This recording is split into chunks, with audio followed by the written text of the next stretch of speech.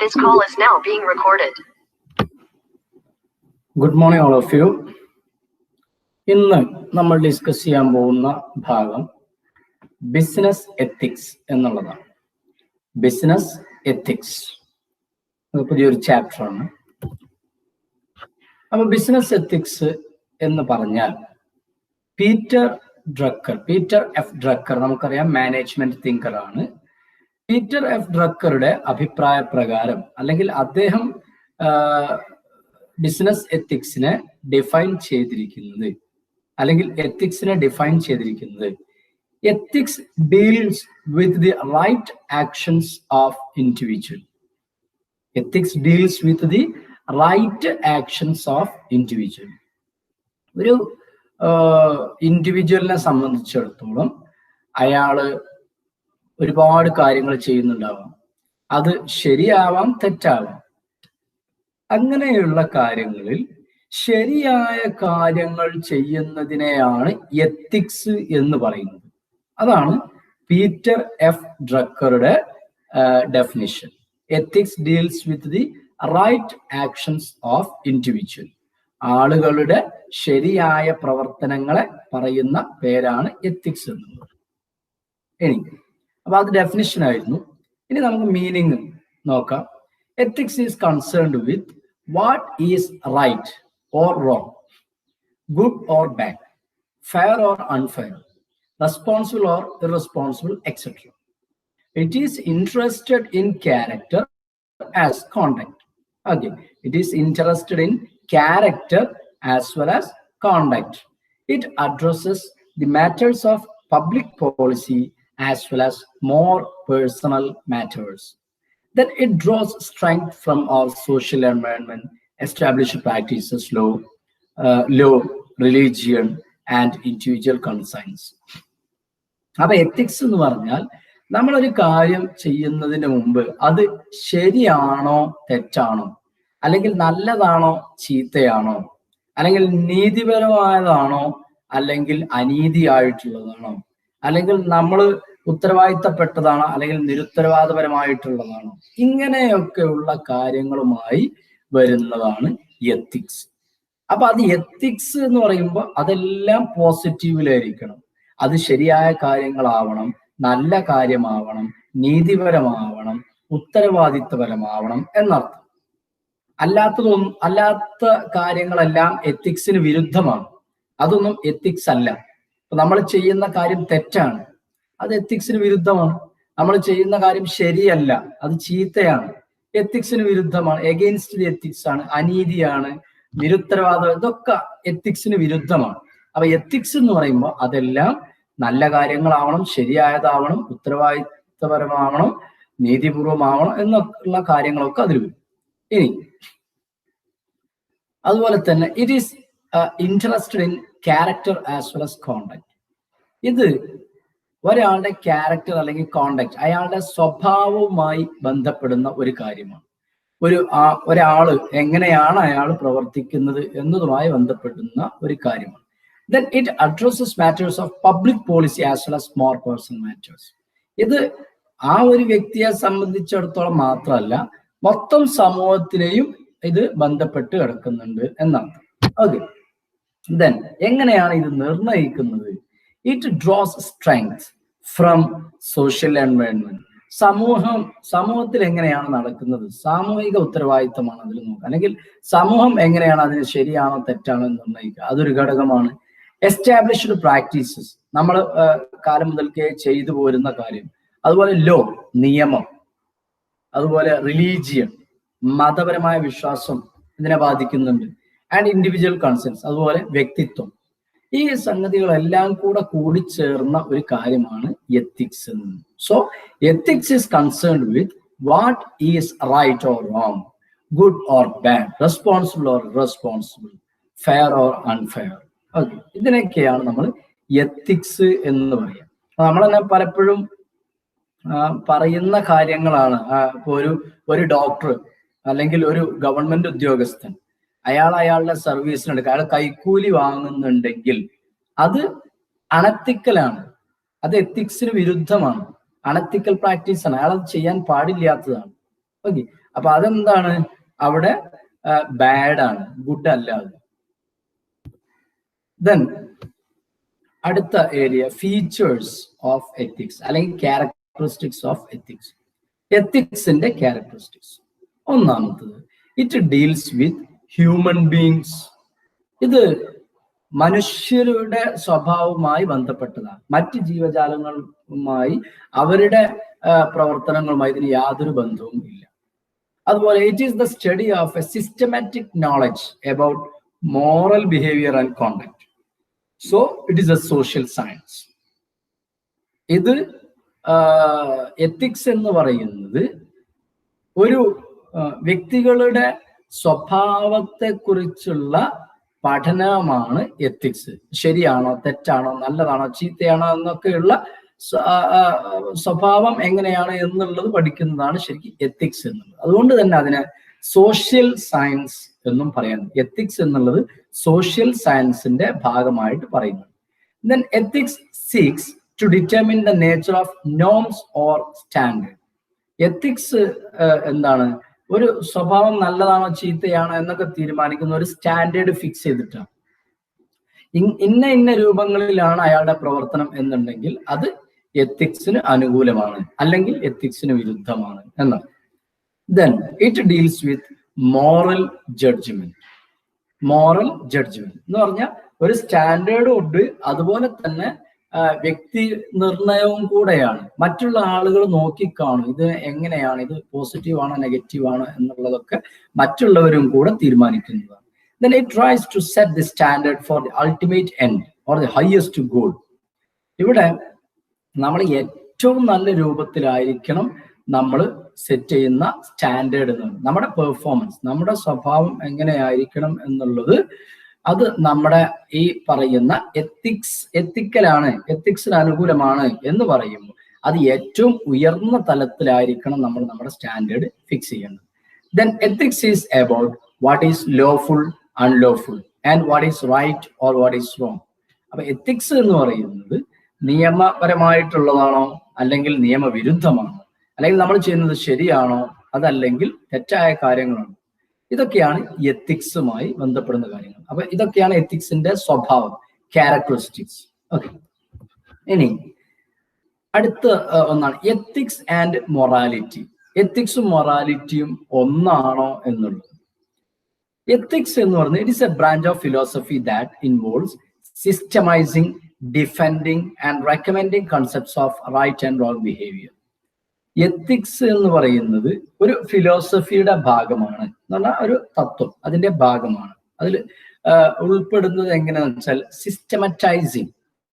നമ്മൾ എങ്ങനെയെങ്കിലും എന്തെങ്കിലും ചെയ്യാന്നുള്ളത് ശരിയാണെന്ന് വിചാരിച്ചാലും അത് സിസ്റ്റമാറ്റിക് ആവണം, ഒരു ഓർഡറിലായിരിക്കണം. Then defending, then and recommending concepts of right and wrong behaviour.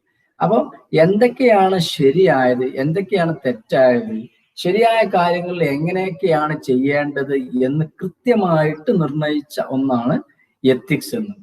എന്നാൽ morality can be A body of standard or principle derived from code of conduct from a particular philosophy, religion or culture, or it can be derived from a standard that a person believes.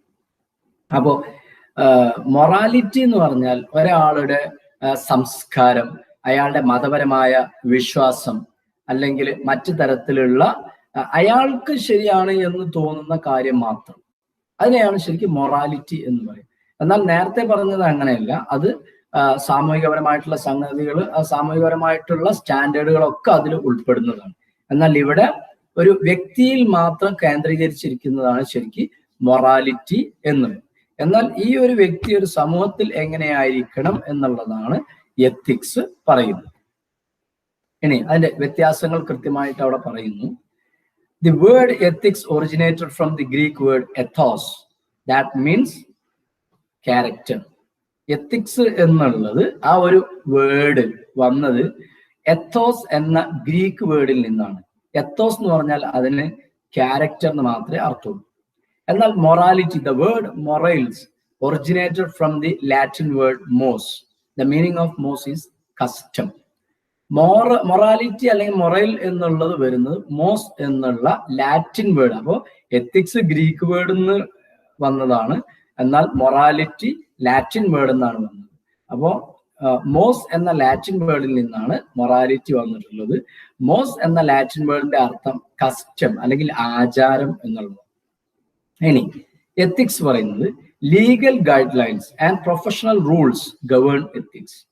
എത്തിക്സിനെ സംബന്ധിച്ചിടത്തോളം ഒരു സമൂഹത്തിലുള്ള standard മാത്രമല്ല, legal rules, professional rules ഒക്കെ അതിന്റെ ഭാഗമാണ്. അപ്പോൾ നിയമത്തിന്റെ ഉള്ളിൽ നിന്നുകൊണ്ട് ചെയ്യേണ്ടതാണ്. അതുപോലെ പ്രൊഫഷണൽ റൂൾസ് നമ്മൾ പാലിച്ചുകൊണ്ട് ചെയ്യേണ്ടതൊക്കെയാണ് എത്തിക്സ് എന്ന് പറയുന്നത്.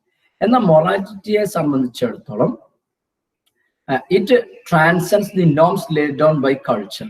സാംസ്കാരികപരമായ അല്ലെങ്കിൽ വിശ്വാസപരമായിട്ട് ഉള്ള ഒരു കാര്യമാണ് അതിൽ നിയമം അതിന്റെ ഭാഗം അല്ല.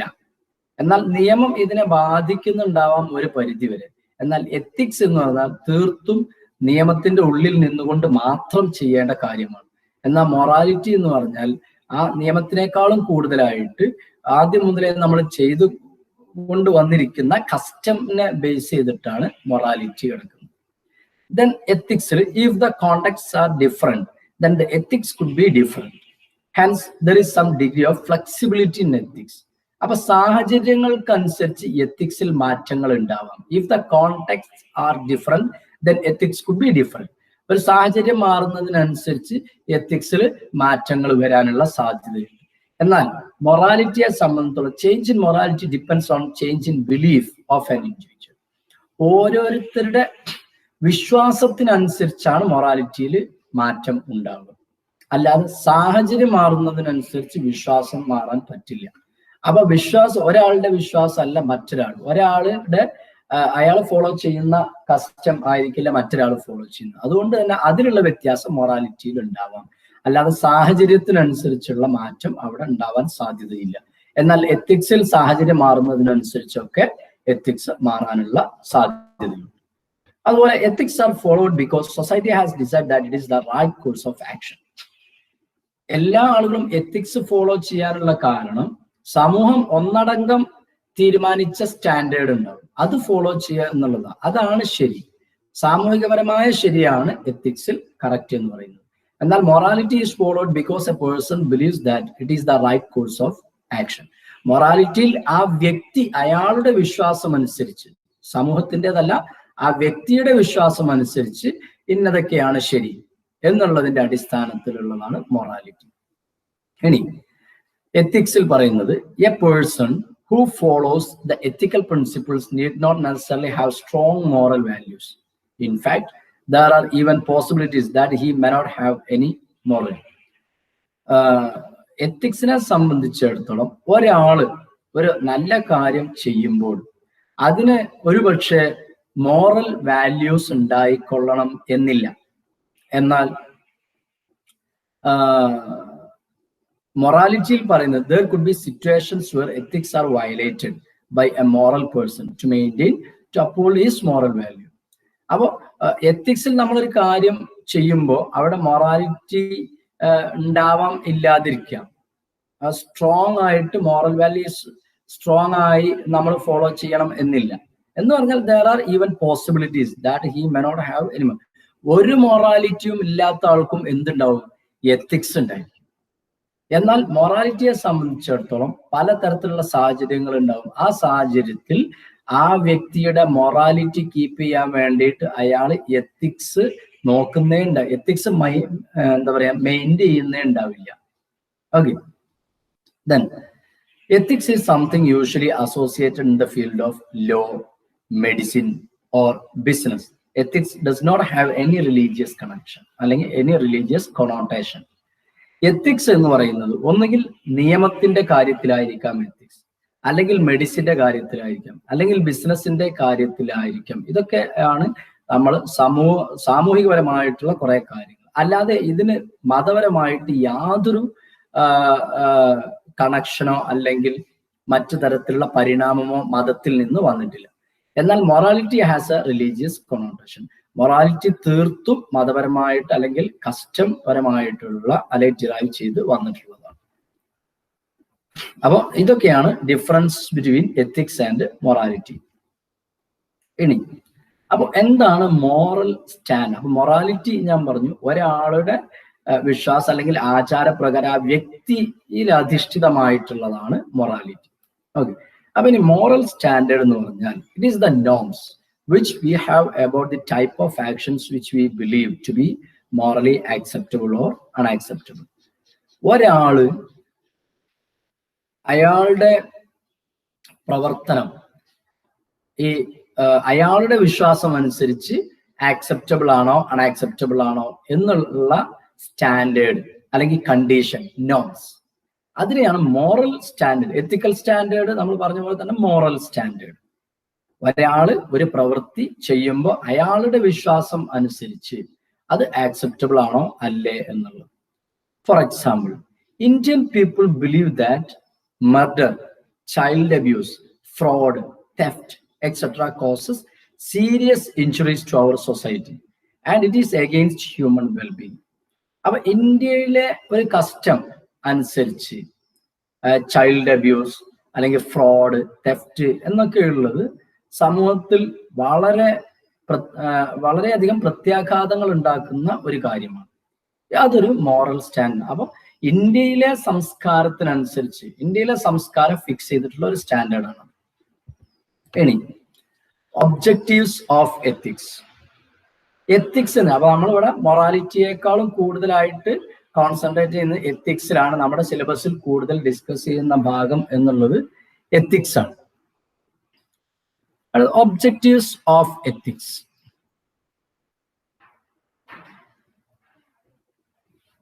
എത്തിക്സിന്റെ ലക്ഷ്യങ്ങൾ എന്തിനാണ്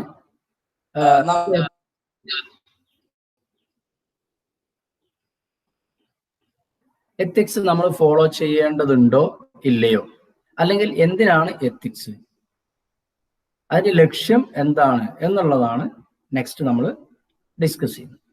ഒന്നാമത്തത് എത്തിക്സിന്റെ ഒരു ഒബ്ജക്റ്റീവാണ് to define the greatest good of മാൻ.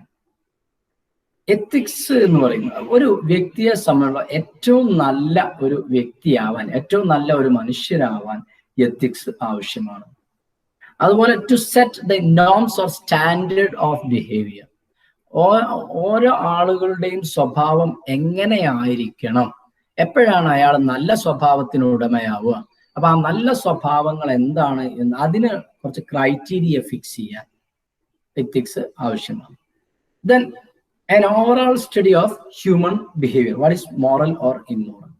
ഒരു വ്യക്തിയെ കുറിച്ച്, അയാളുടെ സ്വഭാവത്തിനെ കുറിച്ച്, ഹ്യൂമൻ ബിഹേവിയറിനെ കുറിച്ചുള്ള ഒരു ഓവറോൾ സ്റ്റഡിയാണ് ഒബ്ജക്റ്റീവ്സ്, എത്തിക്സിന്റെ മറ്റൊരു ഒബ്ജക്റ്റീവ്.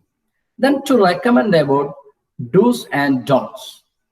എന്തൊക്കെ ചെയ്യണം അല്ലെങ്കിൽ എന്തെല്ലാം ചെയ്യാൻ പാടില്ല എന്നുള്ള കാര്യത്തെ റെക്കമെൻഡ് ചെയ്യാനും എത്തിക്സ് ആവശ്യമാണ്. ദെൻ മറ്റൊന്നാണ് ടു ഇവാലുവേറ്റ് പാസ്റ്റ് ബിഹേവിയർ. മുൻപുണ്ടായിരുന്ന ബിഹേവിയർ അത് ശരിയാണോ, നമ്മൾ ചെയ്തിരുന്ന കാര്യങ്ങൾ ശരിയാണോ അല്ലയോ എന്ന് ഫിക്സ് ചെയ്യാം. അതിനും നമുക്ക് എത്തിക്സ് ആവശ്യം. ആ ഒരു ഇവാലുവേഷൻ നടത്തണം എന്നുണ്ടെങ്കിൽ അവിടെ നമുക്ക് എത്തിക്സ് ആവശ്യമായിട്ട് വരും.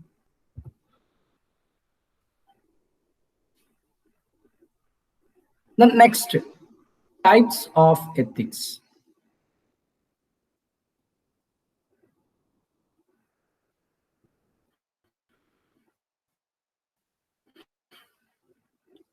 എത്തിക്സ് പലരുള്ള എത്തിക്സുകളുണ്ട്, അല്ലെങ്കിൽ എത്തിക്സിനെ ക്ലാസിഫൈ ചെയ്തിട്ടുണ്ട്, ഒരുപാട് കാറ്റഗറി ആയിട്ട് ക്ലാസിഫൈ ചെയ്തിട്ടുണ്ട്. അതിൽ പ്രധാനമായിട്ടും 4 തരത്തിലുള്ള എത്തിക്സ് ആണ് ഉള്ളത്. Moral ethics, normative ethics, meta ethics and applied ethics. അപ്പൊ കൃത്യമായിട്ട് മനസ്സിലാക്കുക ഓരോന്നിന്റെയും വ്യത്യാസം. Moral ethics, normative ethics, meta ethics and applied ethics. ഒന്നാമത്തത് normative ethics. Normative ethics deals with how individual can decide the correct moral action that they should take in a given situation of ethical nature. Normative ethics എന്ന് പറഞ്ഞാൽ ഒരു വ്യക്തി ഒരു പ്രത്യേക സാഹചര്യത്തിൽ അല്ലെങ്കിൽ അയാളുടെ മുന്നിലുള്ള സാഹചര്യത്തിൽ എങ്ങനെയായിരിക്കണം അയാൾ ബിഹേവ് ചെയ്യേണ്ടത്? ആ സമയം ആ വ്യക്തിക്ക് തീരുമാനിക്കാം എന്താണ് ശരി, എന്താണ് തെറ്റ് എന്നുള്ളത്.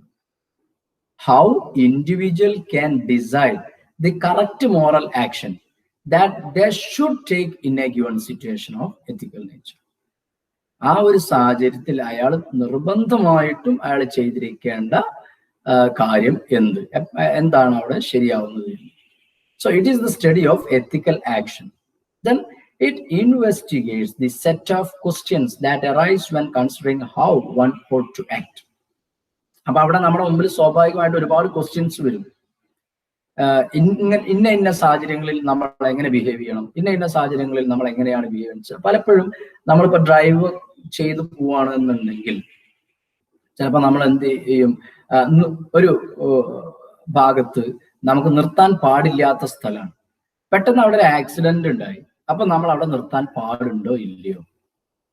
അപ്പൊ ആ സാഹചര്യത്തിൽ നമ്മൾ ആക്സിഡന്റിൽ പെട്ടിട്ടുള്ള ആളുകളെ ഹെൽപ്പ് ചെയ്യണമെങ്കിൽ നമ്മൾ അവിടെ നമ്മുടെ വാഹനം നിർത്തേണ്ടി വരും. ഓക്കെ, അപ്പൊ അവിടെ കറക്റ്റ് ആയിട്ട് നമ്മൾ ചെയ്യുന്നത് അവിടെ ശരിയാണ്, നമ്മൾ നിർത്തുന്നതാണ് ശരി എന്നുള്ളതാണ് നമ്മൾ അവിടെ മനസ്സിലാക്കേണ്ട ഒരു കാര്യം.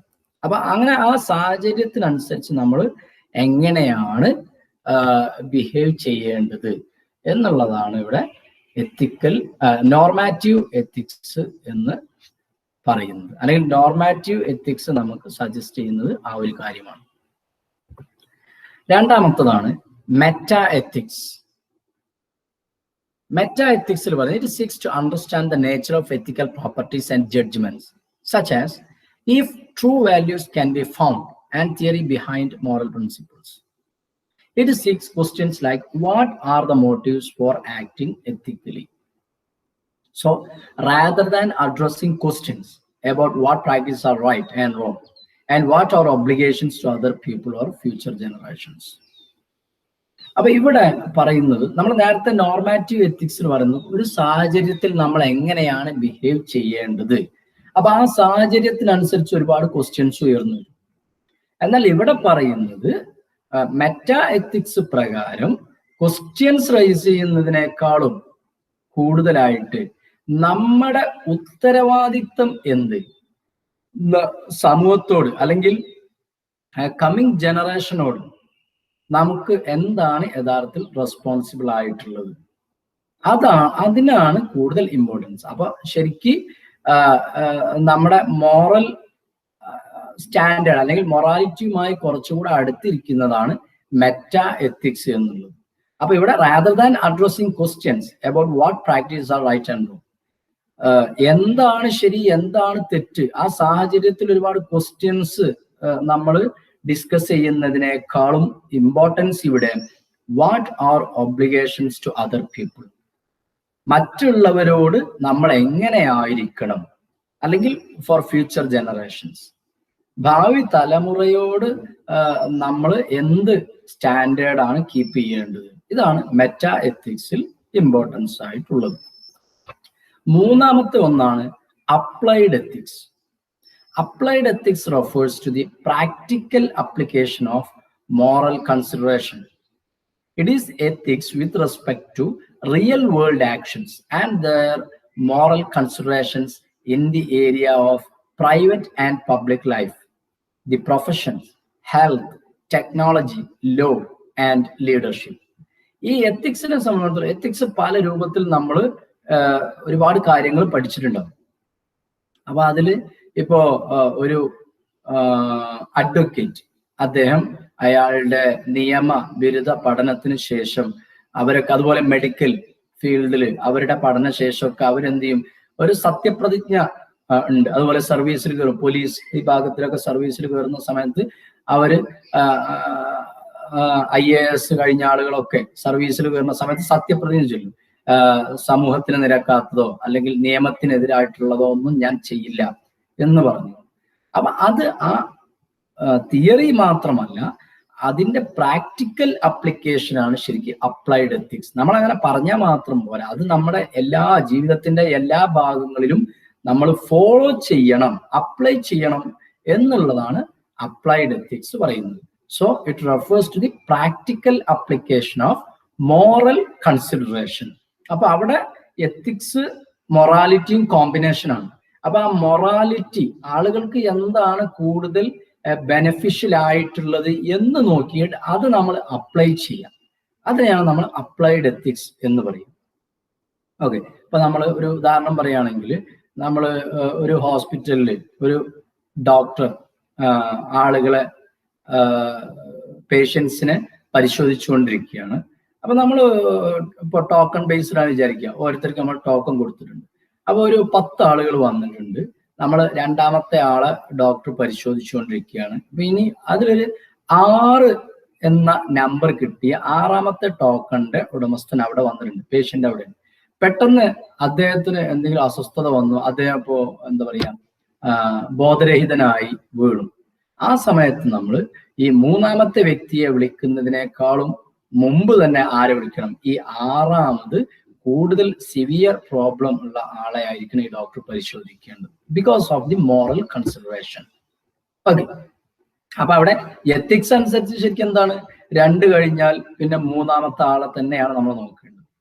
അപ്പൊ ഇവിടെ നമ്മൾ practical application of moral consideration ആണ് ഇവിടെ ഉദ്ദേശിക്കുന്നത്. And it can be useful in the areas of private and public life, the profession, health, technology, law and leadership. എല്ലാ ഏരിയയിലും നമുക്ക് ഫോളോ ചെയ്യാൻ പറ്റണം. അതിനെയാണ് നമ്മൾ അപ്ലൈഡ് എത്തിക്സ് എന്ന് പറയുന്നത്. And last one, moral ethics. Moral ethics, ഇതിനെ നമ്മൾ ഡിസ്ക്രിപ്റ്റീവ് എത്തിക്സ് എന്നും പറയാറുണ്ട്. അപ്പൊ നമുക്ക് ഇതിൽ രണ്ടും ഉണ്ട്, മൊറാലിറ്റിയും എത്തിക്സും കൂടെ വരുന്നതാണ്. മോറൽ എത്തിക്സിനെ പറയുന്ന മറ്റൊരു പേരാണ് descriptive ethics. It is the study of human behaviour as a consequence of beliefs about what is right or wrong. Okay, അപ്പൊ ഡിസ്ക്രിപ്റ്റീവ് എത്തിക്സ് എന്ന് പറഞ്ഞാൽ ഒരു വ്യക്തിയുടെ study of human behaviour as a consequence of beliefs about what is right or wrong. ഒരു വ്യക്തിയുടെ സ്വഭാവത്തെ കുറിച്ചുള്ള പഠനം. എങ്ങനെ? അയാൾ എന്തുകൊണ്ടാണ് അയാൾ ഇന്ന പ്രവർത്തനങ്ങൾ ശരിയാണ്, തെറ്റ്, അയാളുടെ വിശ്വാസം അനുസരിച്ച് ഇന്ന കാര്യങ്ങൾ ശരി, ഇന്ന കാര്യം തെറ്റ് എന്ന് പറയുന്നതിന്റെ ആഫ്റ്റർ ഇഫക്റ്റിനെ കുറിച്ചുള്ള ആ ഒരു പഠനം. It is the study of what is thought to be a right, what is generally done by a group, society or culture. Okay, അതാണ് രണ്ടാമത്തെ സെന്റൻസിലാണ് അത് കുറച്ചും കൂടെ വ്യക്തമാക്കി പറയുന്നു. It is the study of what is thought to be a right. യഥാർത്ഥത്തിൽ അവിടെ ശരിയും തെറ്റും ഉണ്ടാവാം, എന്നാൽ യഥാർത്ഥത്തിൽ എന്തായിരിക്കണം ശരി, എങ്ങനെ ആയിരിക്കണം നമ്മുടെ പ്രവർത്തനം. What is generally done by a group or society or a culture. സമൂഹം അല്ലെങ്കിൽ ഒരു ഗ്രൂപ്പ് ഓഫ് പീപ്പിൾ വന്നിപ്പോ നമ്മുടെ ഇപ്പൊ മൊറാലിറ്റി എന്ന് പറഞ്ഞാൽ എന്താണ്, ഗ്രൂപ്പ് ഓഫ് പീപ്പിൾ അവിടെ ഉണ്ടെങ്കിലും നമ്മൾ നമ്മുടെ ശരി, നമ്മുടെ വിശ്വാസം അനുസരിച്ച്, നമ്മുടെ ആചാരം അനുസരിച്ച് എന്താണ് ശരി അതാണ് നമ്മൾ ചെയ്യുക. അതിനെയാണ് നമ്മൾ മോറൽ എന്ന് പറയുന്നത്. എന്നാൽ മോറൽ എത്തിക്സിൽ പറയുന്ന ആ ശരി അവിടെ നിലനിൽക്കുന്നതോടൊപ്പം ആ ഗ്രൂപ്പ് ഓഫ് പീപ്പിളിന് എന്താണ് വേണ്ടത്, അവരുടെ ശരി എന്താണോ അതായിരിക്കണം നമ്മൾ ചെയ്യേണ്ടത്. ആ സൊസൈറ്റിക്ക് എന്താണോ ഗുണം കിട്ടുന്നത് അതാണ് നമ്മൾ ചെയ്യേണ്ടത് എന്നുള്ളതാണ് മോറൽ എത്തിക്സിൽ പറയുന്നത്. അപ്പൊ 4 തരത്തിലുള്ള എത്തിക്സ് ആണ് നമ്മൾ പറഞ്ഞത്. Normative ethics, meta ethics, applied ethics and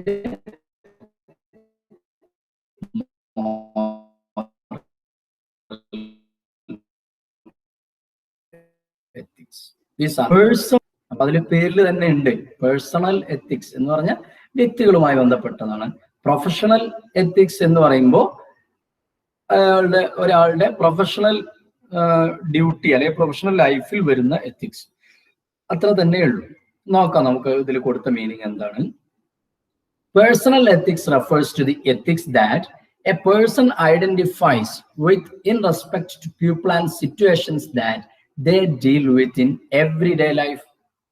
ഒരു വ്യക്തി അയാളുടെ ജീവിത ചുറ്റുപാടുകളിൽ അയാൾ എങ്ങനെയാണ് പെരുമാറുന്നത്, അല്ലെങ്കിൽ എന്താണ് ശരി എന്താണ് തെറ്റ് എന്ന് അയാളുടെ വ്യക്തി ജീവിതത്തിൽ ഫോളോ ചെയ്യുന്നതാണ് അവിടെ പേഴ്സണൽ എത്തിക്സ് എന്ന് പറയുന്നത്.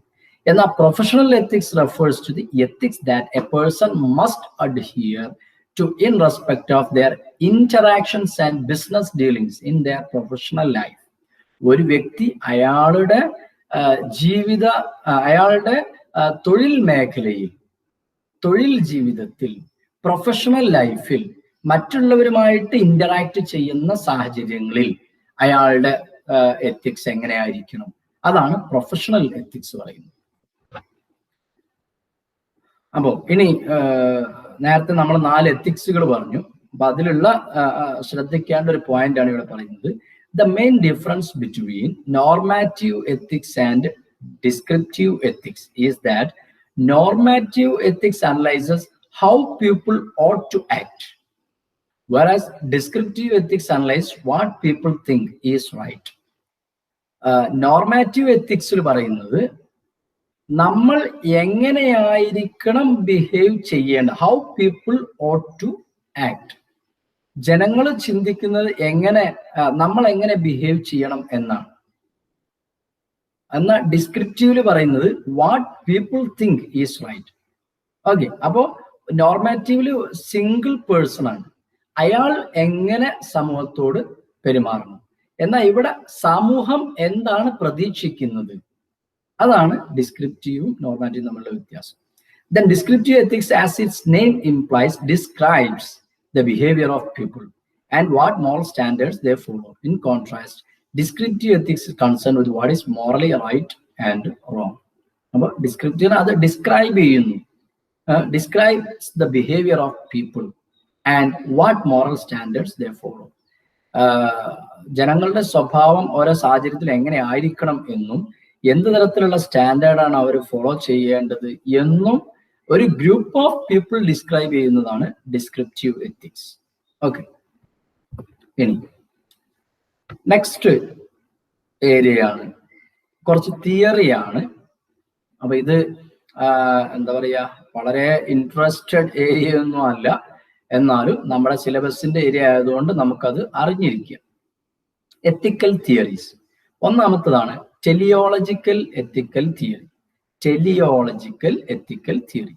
Okay, this theory is concerned with the consequences of actions, which means the basic standards for our actions being morally right or wrong depend on the good or evil generated. Teleological ethical theory പറയുന്നത് ethics എന്താണെന്ന് വെച്ചാൽ നമ്മളൊരു പ്രവർത്തനം ചെയ്താൽ, നമ്മളൊരു പ്രവൃത്തി ചെയ്താൽ അതിന്റെ കോൺസിക്വൻസസിലേക്കാണ് നമ്മൾ നോക്കേണ്ടത്.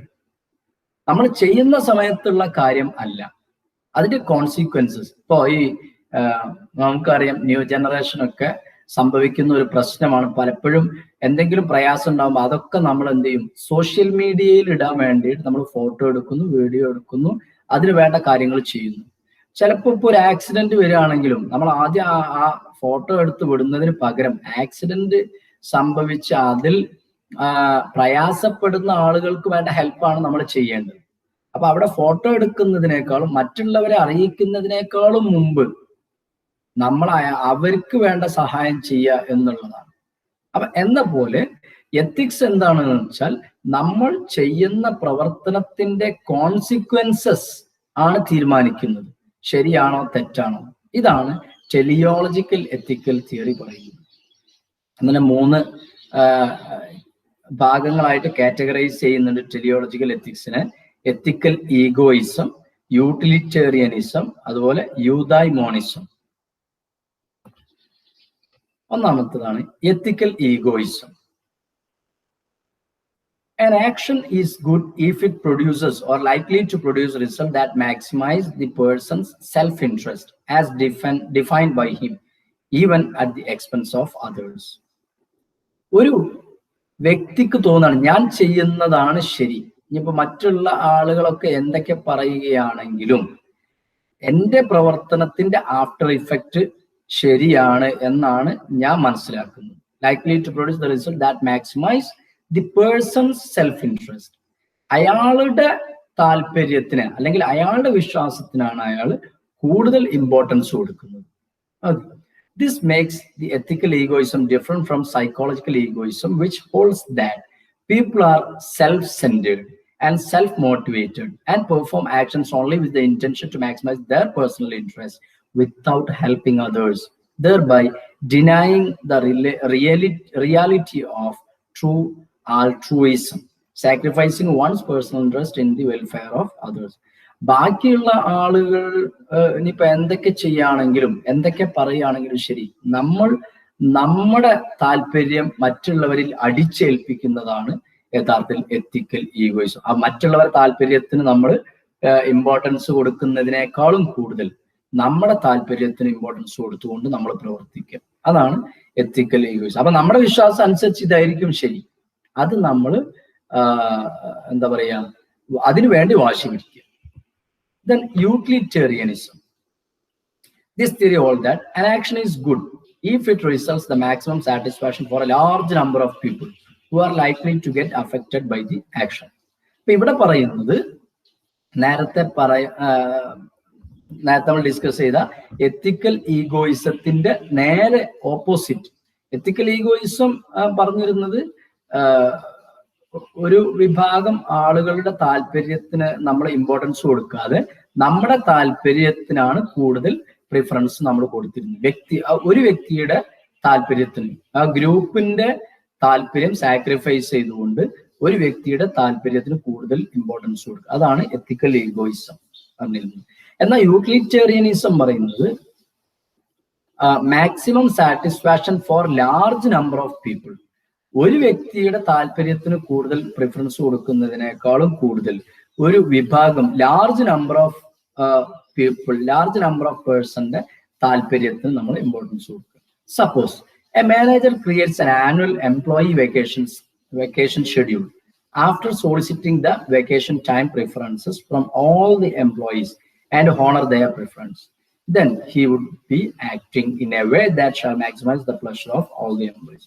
അപ്പൊ നമ്മളൊരു വെക്കേഷൻ കൊടുക്കുന്ന സമയത്ത് അത് ഷെഡ്യൂൾ ചെയ്യുമ്പോൾ എല്ലാ ആളുകളോടും അഭിപ്രായം ചോദിക്കുക. എന്നിട്ട് ഏറ്റവും കൂടുതൽ ആളുകൾ ഏത് സമയത്താണോ വെക്കേഷൻ പ്രിഫർ ചെയ്യുന്നത് ആ സമയത്ത് നമ്മൾ കൊടുക്കുക. അപ്പൊ അവിടെ മെജോറിറ്റിയുടെ താല്പര്യത്തിനാണ് ഒരു ടെലിയോളജിക്കൽ തിയറിയിൽ തന്നെ മൂന്നാമത്തെ വിഭാഗമാണ് യൂദായ്മോണിസം എന്നുള്ളത്.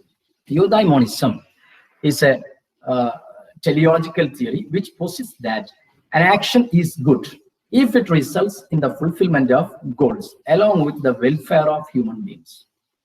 Okay, an action is good if it results in the fulfillment of goal along with the welfare of the human beings. അപ്പൊ മറ്റുള്ളവർക്ക് സഹായം ലഭിക്കുക, മറ്റുള്ളവർക്ക് സേവനം ചെയ്യുന്ന രൂപത്തിലേക്കാണ് യൂദായ്മോണിസം പറയുന്നത്. അതാണ് കൂടുതൽ എത്തിക്സ് അല്ലെങ്കിൽ ഗുഡ് എന്നുള്ളതാണ് ഇവിടെ യൂദായ്മോണിസം എക്സ്പ്ലെയിൻ ചെയ്യുന്നത്. In other words, the actions are raised to be fruitful if it promotes or tends to promote the fulfillment of goals constitutive of human nature and its happiness. ഒരുപാട് ആളുകളുടെ താല്പര്യം സംരക്ഷിക്കുക എന്നുള്ളതിലുപരിയായിട്ട് an action is good if it results the fulfillment of goals, ആളുകളുടെ ലക്ഷ്യം നേടുന്നുണ്ട് along with the welfare of human being, അപ്പൊ welfare മെഷേഴ്സിന് stress ചെയ്തുകൊണ്ട് മെജോറിറ്റിയുടെ താല്പര്യം സംരക്ഷിക്കുക, ഇതാണ് യൂദായ്മോണിസം. അപ്പൊ ടെലിയോളജിക്കൽ തിയറി നമ്മൾ മൂന്നായിട്ട് തിരിച്ചു: എത്തിക്കൽ ഈഗോയിസം, യൂട്ടിലിറ്റേറിയനിസം, യൂദായ്മോണിസം. അപ്പോ എത്തിക്കൽ ഈഗോയിസം പറയുന്നത് ഒരാളുടെ താല്പര്യത്തിന് കൂടുതൽ പ്രിഫറൻസ് കൊടുക്കുകയാണ്. യൂട്ടിലിറ്റേറിയനിസം പറയുന്നത് ലാർജ് നമ്പർ ഓഫ് ഗ്രൂപ്പിന്റെ താല്പര്യത്തിന് പ്രിഫറൻസ് കൊടുക്കുന്നതാണ്. യൂദായ്മോണിസം പറയുന്നത് ലാർജ് ഗ്രൂപ്പിന്റെ കൊടുക്കുന്നതോട് കൂടി തന്നെ along with the welfare of human beings, അതാണ് യൂദായ്മോണിസം എന്താ പറയാ ഇൻസിസ്റ്റ് ചെയ്യുന്നത്. ഇനി മറ്റൊരു തിയറിയാണ് തിയറി ഓഫ് വെർച്യൂ എത്തിക്സ്. അല്ലെങ്കിൽ വെർച്യൂ തിയറി എന്നും പറയാറുണ്ട്. This theory gives importance to an individual's character as the key element of ethical thinking rather than the rules about the acts themselves. or their consequences. അപ്പോൾ teleological തിയറിയിൽ പറയുന്നത് പ്രവർത്തനത്തിന്റെ കോൺസിക്വൻസസിനാണ് importance കൊടുത്തിരുന്നത്. എന്നാൽ ഇവിടെ പറയുന്നത് എങ്ങനെയാവണം നമ്മുടെ പ്രവർത്തനം. Individuals character as the key element of ethical thinking. അപ്പോൾ നെക്സ്റ്റ് പറയുന്നത് virtue ethics approach to ethics that takes the notion of virtue as fundamental.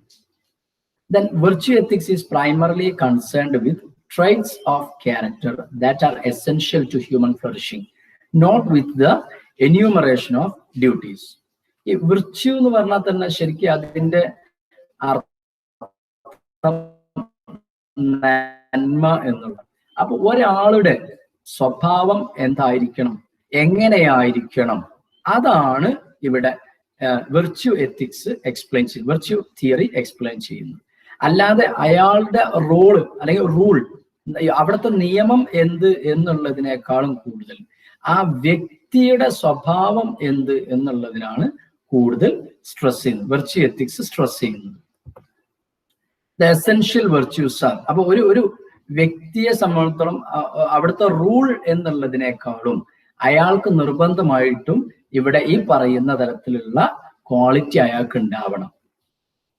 അപ്പോഴാണ് അവിടെ എത്തിക്സ് ഉണ്ടാവുള്ളൂ എന്നാണ് വെർച്യു എത്തിക്സ് അല്ലെങ്കിൽ വെർച്യു തിയറി പറയുന്നത്.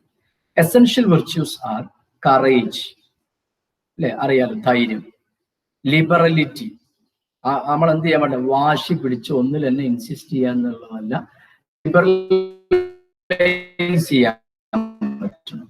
പേഷ്യൻസ്, അല്ലെ, അഥവാ ക്ഷമ. ദെൻ നാലാമത്തെ കാര്യമാണ് ട്രൂത്ത്ഫുൾനെസ്, സത്യസന്ധത. അതുപോലെ ഫ്രണ്ട്ലിനെസ്, മറ്റുള്ളവരുമായിട്ട് നമുക്ക് സൗഹൃദം ഉണ്ടാവണം. ജസ്റ്റിസ്, നീതി പുലർത്താൻ കഴിയണം. സെൽഫ് കൺട്രോൾ, അതുപോലെ മറ്റുള്ളവരുടെ ലവ്, സ്നേഹമുള്ളവനായിരിക്കണം. പോസിറ്റീവ് ആറ്റിറ്റ്യൂഡ്, അല്ലെ, ഓപ്റ്റിമിസ്റ്റ് ആവണം, പെസിമിസ്റ്റ് ആവണം. ഹാർഡ് വർക്ക്, നന്നായിട്ട് ഹാർഡ് വർക്ക് ചെയ്യാൻ പറ്റും. അപ്പൊ ഈ തരത്തിലുള്ള സ്വഭാവമാണ് ശരിക്കും ഓരോ ആളുകൾക്കും ഉണ്ടാവേണ്ടത്. അല്ലാതെ അവിടുത്തെ റൂൾ നമ്മൾ ഫോളോ ചെയ്യുക, അത് മാത്രമല്ല, റൂൾ ഫോളോ ചെയ്യുക എന്നുള്ളത് മാത്രമല്ല, അതിനേക്കാളും പ്രാധാന്യം ഈ തരത്തിലുള്ള ഗുണങ്ങളൊക്കെ ആ വ്യക്തിയുടെ സ്വഭാവത്തിൽ ഉണ്ടാവുക എന്നുള്ളത്. ഇതാണ് വെർച്യു എത്തിക്സ് പറയുന്നത്. ഇനി ഈ വെർച്യു എത്തിക്സ് വീക്ക്നെസ്സും. വിർച്യു എത്തിക്സിന്റെ സ്ട്രെങ്ത് പറയുന്നത് importance of the person, motive, heart, conscience. വ്യക്തിയിൽ അധിഷ്ഠിതമായിട്ടാണ് എല്ലാ കാര്യങ്ങൾക്കും പ്രാധാന്യം കൊടുക്കുന്നത് വിർച്യു എത്തിക്സ്. അതുപോലെ കണക്ഷൻ ടു കമ്മ്യൂണിറ്റി, വ്യക്തിയെ സമൂഹത്തോട്, ഒരു കമ്മ്യൂണിറ്റിയോട് കണക്ട് ചെയ്യാണ്. Then realisation that morality is not defined by moments but by a long term process. ആ സാഹചര്യങ്ങളല്ല യഥാർത്ഥത്തിൽ മൊറാലിറ്റിയെ റിയലൈസ് ചെയ്യുന്നത്. ഇതൊരു ലോങ് ടേം ആണ്, അയാളുടെ ജീവിതത്തിൽ എല്ലാ സമയങ്ങളിലും ഉണ്ടാവേണ്ടതാണ്. അതുപോലെ allowance for grey area, varying context, different levels of moral maturity and life context. ഏത് സാഹചര്യങ്ങളിലാണെങ്കിലും നേരത്തെ പറഞ്ഞിട്ടുള്ള ആ സ്വഭാവങ്ങളൊക്കെ അയാൾക്ക് കീപ്പ് ചെയ്യാൻ പറ്റണം, ഏത് തരത്തിലുള്ള സാഹചര്യം വരികയാണെങ്കിലും ശരി. ഇനി വിർച്യു എത്തിക്സിന് വീക്ക്നെസ് ഉണ്ട് എന്ന് പറഞ്ഞാൽ ലിമിറ്റുകൾ ഉണ്ട്. അതിലൊന്ന് ഡിപ്പെൻഡൻസ് ഓൺ സ്ട്രോങ് കമ്മ്യൂണിറ്റി. പലപ്പോഴും എന്തായിരിക്കും, നമ്മൾ കമ്മ്യൂണിറ്റിയുടെ ഒരു താല്പര്യം ഉണ്ടാവും. അവിടെ നമ്മൾ നമ്മുടെ എന്താ പറയാ, ഈ വെർച്യു എത്തിക്സിന് നമ്മൾ പ്രിഫർ ചെയ്ത് കഴിഞ്ഞാൽ നമ്മൾ ഒറ്റപ്പെടാനുള്ള സാധ്യതയുണ്ട്. So we are depending on strong community. Then not easily applied to ethical issues or to give as practical solutions. ഇത് എന്തല്ല, വളരെ എളുപ്പത്തിൽ നമുക്ക് ഇംപ്ലിമെന്റ് ചെയ്യാൻ പറ്റുന്ന ഒന്നല്ല. Then it demands time. ഒരു വ്യക്തിയെ സംബന്ധിച്ചിടത്തോളം അയാൾക്ക് ഈ തരത്തിലുള്ള സ്വഭാവങ്ങളൊക്കെ ഉണ്ടാകുന്നതാണ്. പെട്ടെന്നൊരു സുപ്രഭാതത്തിൽ നമുക്ക് ചെയ്യാൻ പറ്റുന്നതല്ല. It takes time. Can be turned into really poor duty based ethics that might be taken as situational ethics. സാഹചര്യത്തിനനുസരിച്ച് നമ്മൾ ചിലപ്പോൾ മാറേണ്ടി വരും എന്നത്. ഇനി മൂന്നാമത്തെ തിയറി, അപ്പൊ ടെലിയോളജിക്കൽ തിയറി പറഞ്ഞു, വെർച്യൂ തിയറി പറഞ്ഞു. മൂന്നാമത്തെ തിയറിയാണ് theory of justice and fairness. A theory of justice was published in 1971 by American moral and political philosopher John Rawls. John Rolls എന്ന അമേരിക്കൻ ഫിലോസഫറാണ് 1971 ഈ ജസ്റ്റിസ് തിയറി ഡെവലപ്പ് ചെയ്തത്. അതുകൊണ്ട് തന്നെ ഈ തിയറി ഓഫ് ജസ്റ്റിസ് എന്നുള്ളതിന് റോൾ തിയറി എന്നും പറയാറുണ്ട്. Rawls argued that equal distribution of resources should be the desirable state of nature, as opposed to the following utilitarian philosophies. എല്ലാ ആളുകൾക്കും തുല്യ പ്രാധാന്യം കൊടുക്കുക എന്നുള്ളതാണ് തിയറി ഓഫ് ജസ്റ്റിസ് എന്നുള്ളതുകൊണ്ട് ഉദ്ദേശിക്കുന്നത്. എന്ന് പറഞ്ഞാൽ a theory of justice holds that every individual has an equal right to basic liberties, and that they should have the right to opportunities and an equal chance as other individuals of similar ability. ഇതൊരു ഓർഗനൈസേഷനെ സംബന്ധിച്ചിടത്തോളം അവിടെ discrimination ഇല്ലാതെ എല്ലാ റിസോഴ്സസും എല്ലാ എന്ന് പറഞ്ഞാൽ ഒരു ഡിപ്പാർട്ട്മെന്റിൽ ഒരേ കഴിവുള്ള ആളുകളുണ്ടാവും. ആ ആളുകൾക്കൊക്കെ ഒരേ തരത്തിലുള്ള പരിഗണനയായിരിക്കണം കിട്ടേണ്ടത്. അവിടെ നമ്മൾ ഡിസ്ക്രിമിനേഷൻ നടത്തരുത്. ഒരാൾക്ക് നമ്മൾ കൂടുതൽ പ്രാധാന്യം നൽകുക അല്ലെങ്കിൽ കൂടുതൽ സ്വാതന്ത്ര്യം നൽകുക, മറ്റുള്ളവരോടൊക്കെ മറ്റു തരത്തിലുള്ള അങ്ങനെ ഉണ്ടാവാനായിട്ട് പാടില്ല എന്നുള്ളതാണ്. ജസ്റ്റിസ് ആയിരിക്കണം അല്ലെങ്കിൽ ഫെയർനെസ് ആയിരിക്കണം നമ്മൾ കീപ്പ് ചെയ്യേണ്ടത്. അതാണ് തിയറി ഓഫ് ജസ്റ്റിസ് പറയുന്നത്. അപ്പൊ 1971 ഇത് ഡെവലപ്പ് ചെയ്തത്. അതുപോലെ ജോൺ റോൾ എന്ന് പറയുന്ന വ്യക്തിയാണ് ഈ തിയറി ഡെവലപ്പ് ചെയ്തത്. അതുകൊണ്ട് തന്നെ ഇതിനെ റോൾ തിയറി എന്നും അറിയപ്പെടാറുണ്ട്. മറ്റൊരു തിയറിയാണ് ഡിയോണ്ടോളജിക്കൽ എത്തിക്സ്. ഈ ഡിയോണ്ടോളജിക്കൽ എന്നുള്ള വേർഡ് ഒരു ഗ്രീക്ക് വേർഡാണ്. അതിന്റെ ഡിയോൺ എന്നുള്ളതിൽ നിന്നാണ് ഡിയോണ്ടോളജിക്കൽ വന്നത്. ഡിയോൺ എന്ന ഗ്രീക്ക് വേർഡിന്റെ അർത്ഥം ഡ്യൂട്ടി എന്നുള്ളതാണ്. Deontology is a category of normative ethical theory that encompasses any theory which is primarily concerned with adherence to the certain rules or duties. Consequences do not matter. Intention is relevant. I am acting a certain way only if I act for the right reason. എന്ന് പറഞ്ഞാൽ ഡിയോണ്ടോളജിക്കൽ theory അനുസരിച്ച് നമ്മൾ എന്താ പറയാ, ഒരു കാര്യം ചെയ്തു കഴിഞ്ഞാൽ അതിനിപ്പോ ടെലിയോളജിക്കൽ തിയറിയിലൊക്കെ പറയുന്നത് അതിന്റെ കോൺസിക്വൻസസിനാണ് പ്രാധാന്യം എന്നൊക്കെ പറഞ്ഞു. ഡിയോണ്ടോളജിക്കൽ തിയറി അങ്ങനെ കോൺസിക്വൻസ് നമ്മൾ നോക്കുകയേ വേണം. Consequences do not matter. നമ്മളുടെ യഥാർത്ഥ ഡ്യൂട്ടി എന്താണോ അത് നമ്മൾ ചെയ്യാം, അല്ലാതെ അതിന്റെ കോൺസിക്വൻസസ് നമ്മൾ അനലൈസ് ചെയ്യേണ്ടതില്ല എന്നാണ് ഡിയോണ്ടോളജിക്കൽ എത്തിക്സിൽ പറയുന്നത്. അപ്പൊ ഡിയോണ്ടോളജിക്കൽ എത്തിക്സിന് സ്ട്രെങ്ത്തും വീക്ക്നെസ്സും ഉണ്ട്. ഡിയോണ്ടോളജിക്കൽ തിയറിയുടെ സ്ട്രെങ്ത് പറയുന്നത് this theory makes more sense in case where consequence seems to be irrelevant. കോൺസിക്വൻസസിന് അല്ലെങ്കിൽ നമ്മൾ ചെയ്യുന്ന പ്രവർത്തനത്തിന്റെ അനന്തരഫലം, അതിനാണല്ലോ നമ്മൾ കോൺസിക്വൻസസ് എന്ന് പറയുക, ആഫ്റ്റർ ഇഫക്റ്റ്, അതിന് പ്രാധാന്യം ഇല്ല എന്നുള്ള സാഹചര്യങ്ങളിലാണ് യഥാർത്ഥത്തിൽ ഡിയോണ്ടോളജിക്കൽ തിയറി നമുക്ക് അപ്ലൈ ചെയ്യാൻ പറ്റും. അതുപോലെ it is the way they account for the role of motives in evaluating actions.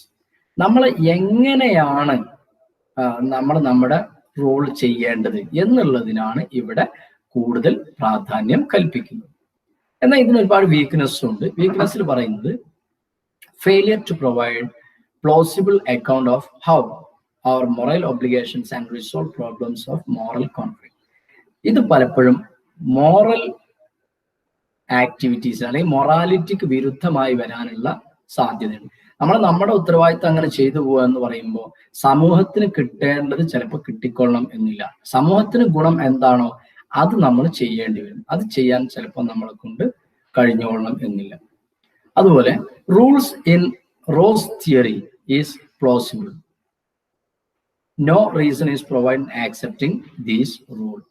അതായത് വെർച്യൂ എത്തിക്സ് ആണ് റോസ് എന്ന് പറയുന്ന വ്യക്തി ഡെവലപ്പ് ചെയ്തത്. അപ്പൊ ഇത് അതിന് തീർത്തും വിരുദ്ധമാണ് എന്നർത്ഥം. then there is no order of priority to guide in case where the conflict.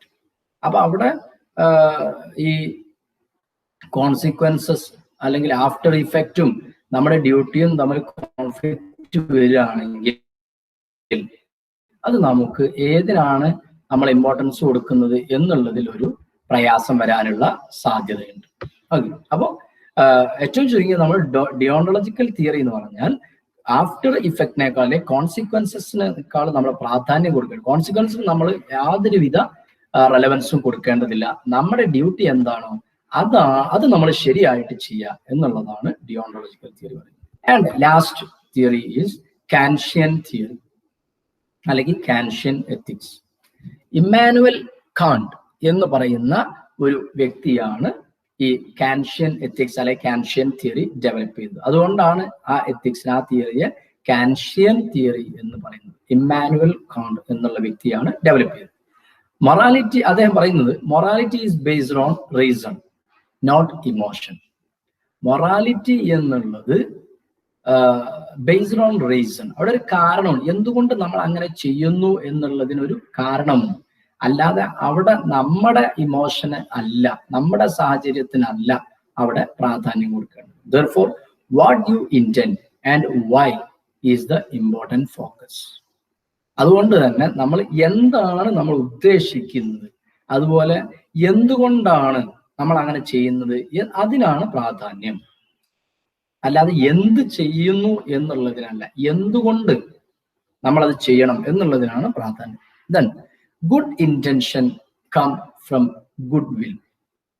Good, നല്ല ഉദ്ദേശത്തോടു കൂടി, അപ്പൊ ഉദ്ദേശം ശരിയായിരിക്കുക, അതിനു വേണ്ടിയിട്ട് നമ്മൾ പ്രവർത്തിക്കുക എന്നുള്ളതാണ്. അത് ഗുഡ് വില്ലിൽ നിന്നാണ് ശരിക്കും ഗുഡ് ഇന്റൻഷൻ ഉണ്ടാവുന്നത്. Then the use of reason to inform good will helps highlight your duty in any situation. അപ്പൊ നമ്മൾ ഈ ഡിയോണ്ടോളജിക്കൽ തിയറി പറഞ്ഞിരുന്നത് നമ്മുടെ ഡ്യൂട്ടി നമ്മൾ കൃത്യമായിട്ട് ചെയ്യുക എന്നുള്ളതാണ്. എന്നാൽ ഇവിടെ നമ്മുടെ ഇന്റൻഷൻ ശരിയാണെങ്കിൽ സ്വാഭാവികമായിട്ടും അവിടെ നമ്മുടെ ഡ്യൂട്ടി മറ്റൊന്നാണെങ്കിലും ശരി, ഈ ഡ്യൂട്ടിയെയാണ് ഗുഡ് വിൽ പ്രകാരം അല്ലെങ്കിൽ ഈ ആളുകളുടെ കാഴ്ച അല്ലെങ്കിൽ നമ്മുടെ സാഹചര്യം ഒക്കെ എങ്ങനെയൊക്കെ ആയിരുന്നെങ്കിലും നമ്മുടെ ഡ്യൂട്ടിയേക്കാളും നമ്മൾ ആ സിറ്റുവേഷനിൽ നമ്മൾ ശരിയായ പ്രവൃത്തി ചെയ്യുന്നതിനാണ് ഇമ്പോർട്ടൻസ് കൊടുക്കേണ്ടത്. അതാണ് അവിടെ ഹൈലൈറ്റ് ചെയ്യപ്പെടുന്നത്. Then duty can be role based but also based on categorical imperatives. You also need your reason to figure out if you are acting by a universalizable maxim. എന്ന് പറഞ്ഞാൽ നമുക്ക് നമ്മുടെ ഡ്യൂട്ടി മറ്റൊന്നാണെങ്കിൽ, ഇപ്പൊ നിങ്ങൾ ഇപ്പൊ കോളേജിൽ വരിക, അപ്പോൾ കൃത്യമായിട്ട് 10 മണിക്ക് അല്ലെങ്കിൽ 9:30 മണിക്ക് നിങ്ങൾ കോളേജിൽ എത്തുക എന്നുള്ളത് യഥാർത്ഥത്തിൽ നിങ്ങളുടെ ഡ്യൂട്ടിയാണ്. ഇപ്പൊ വരുന്ന വഴിക്ക് നേരത്തെ പറഞ്ഞ പോലെ എന്തെങ്കിലും ഒരാള് വീണ് കിടക്കുന്നത് നമ്മൾ കണ്ടു, അപ്പൊ അയാളെ നമ്മൾ പിടിച്ചെണീപ്പിച്ച് അയാൾക്ക് കുറച്ച് വെള്ളം കൊടുത്ത് ഇവിടെ എത്തിയപ്പോഴേക്കും 15 മിനിറ്റ് ലേറ്റായി. അപ്പൊ ആ കാര്യം നിങ്ങൾക്ക് അറിയുന്നത് കൊണ്ട് തന്നെ നിങ്ങളുടെ ഡ്യൂട്ടി എന്ന് പറയുന്ന അയാളെ പിടിച്ചെണീപ്പിക്കുക എന്നുള്ളതല്ല, നിങ്ങൾ സമയത്ത് ഇവിടെ എത്തുക എന്നുള്ളതാണ്. ഇതാണ് ഡിയോണ്ടോളജിക്കൽ തിയറി പറയുന്നത്. എന്നാൽ കാൻഷ്യൻ തിയറി പറയുന്നത് നിങ്ങളുടെ ഡ്യൂട്ടി സമയത്ത് ഇവിടെ എത്തുക എന്നുള്ളതാണെങ്കിലും നിങ്ങൾ ചെയ്യുന്ന പ്രവൃത്തി നിങ്ങളുടെ ഡ്യൂട്ടിയിൽ വരുന്ന വീഴ്ചകളെ ന്യായീകരിക്കും. ഇപ്പൊ നിങ്ങൾ സ്വാഭാവികമായിട്ട് ലേറ്റായി, എന്തുകൊണ്ട് ലേറ്റായി എന്നുള്ള കാര്യം നിങ്ങൾ പറയുന്നതോടുകൂടി you are free from your duty. That means നിങ്ങൾക്ക് വന്നിട്ടുള്ള മിസ്റ്റേക്ക്, ആ മിസ്റ്റേക്ക് അവിടെ നിങ്ങൾ ചെയ്ത പ്രവൃത്തി നിങ്ങളുടെ ഡ്യൂട്ടിയിലെ വീഴ്ചയെ ന്യായീകരിക്കും എന്നർത്ഥം. ഓക്കെ, അപ്പൊ ഇതൊക്കെയാണ് എത്തിക്സ്. നമ്മുടെ ഈ സിലബസിലെ ഏറ്റവും എന്താ പറയാ ഒരു തിയറി ബേസ്ഡ് ആയിട്ട് മാത്രം ഉള്ള ഒരു ഏരിയയാണ് ഈ ഒരു ഏരിയ. അതുകൊണ്ട് നമുക്ക് ക്ലാസ് എടുക്കുന്ന സമയത്ത് ചിലപ്പോൾ ഇത് ക്ലാസ് കേൾക്കുമ്പോൾ താല്പര്യമൊന്നും ഉണ്ടായിക്കൊള്ളണമെന്നില്ല. പക്ഷെ എന്താണ് എത്തിക്സ് എന്നുള്ളത് നമുക്ക് അറിയേണ്ട ആവശ്യമുണ്ട്.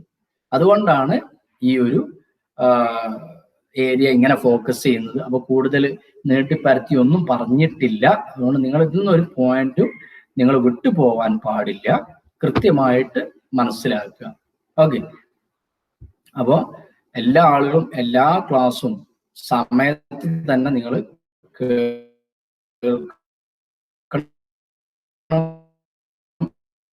എന്ന്